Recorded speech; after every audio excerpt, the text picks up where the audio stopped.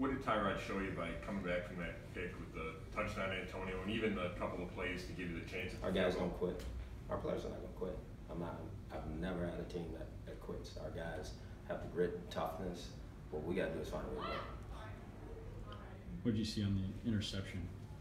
I think obviously the safety was leaning that side. I think he moved because there was pressure off the edge. I don't know if you ever seen that guy. He knew that David was trying to get in the window. I'm not sure he really seen where the safety was. Talk about the game plan and the ability to kind of limit Drew's chances and kind of control the clock so you're up whatever it was in the fourth quarter. I mean, was that the plan to kind of take the ball? I sit with our coordinators. We talked through it. Plan was working, maybe not to the exact way we wanted it to. Obviously, we want to score more, but at the same time, I just think, like I said, I think the plans were good. The execution in some areas in all three phases needs to be better. How good of a catch was that by Antonio? That was a big time catch. For him to go get that ball, I mean, he's got burst. He can go get a ball, and he's got to continue to do that for us. Do you feel, good about your receiving core, or do you feel like you're going to have to add to the pile? Again, I want to go back and see the tape, and make sure that I've been around these guys that are here more so than anybody else that's out there right now for us. Let's see if we can grow these guys, how they can compete and make plays for us. If we think we need to do something more, then we will. What option is Antonio on that play? I'm sorry? On that touchdown, what option is Antonio? It was progression based on coverage. So he has a chance to get that ball based on the coverage, and Tyrod trusted him, let it go get the ball. And that's what you got to do sometimes. How would you assess his overall performance after last week? Tyrod. I thought it was good. The guy was completing balls today. And that's what you got to do. Again, I'll watch the tape, but I thought he did some really good things. Obviously, the interception you don't want, especially on our end of the field. He's got to grow from that. But I thought he put us in position to have a chance to tie the game and go into overtime. Hugh, I know you said you didn't think the Josh Gordon news had an effect on the game. Did you address the team to try to keep that from being effective? I always talk to the team in those situations. It wasn't about keeping that out. I've always been honest and upfront with our guys about what we're doing as an organization, because I think that's the way it should be. They should know. I told them that last night. Nobody flinched. They understood it.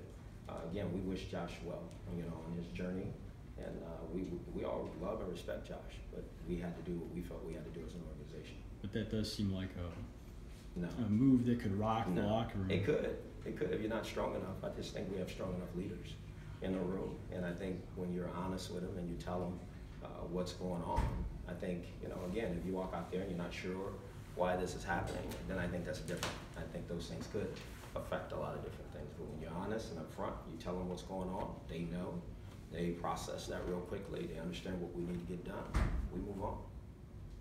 Did you, throughout the course of this game when he kept missing kicks, did you talk to him during the game? I talked to him after every one when he came on.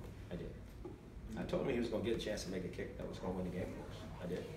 And he had a couple opportunities. Could you tell he was getting down throughout the game? When you told him to kick his head? I didn't think it was down. I didn't see down, He's a competitor. I didn't feel like he was down. But here it is. You got to make the kicks, and we all know that. He knows that. A couple of guys on defense, Terrence Mitchell and Larry Ogunjobi. I'm sorry. Terrence Mitchell, can you just say what he did in the first half for you guys? Made some plays, got the ball out, gave us a chance on offense to flip the field, short field, where we got to start taking more advantage of those things. And Larry, obviously, what do you have? 2 sacks. Yeah, probably almost had a third one, and then I got a penalty. Kindred's illegal contact. Yeah, obviously, he played well. He did some good things. I think he's growing. I think those guys are getting better. They're working at it, and we got to continue to do that everywhere.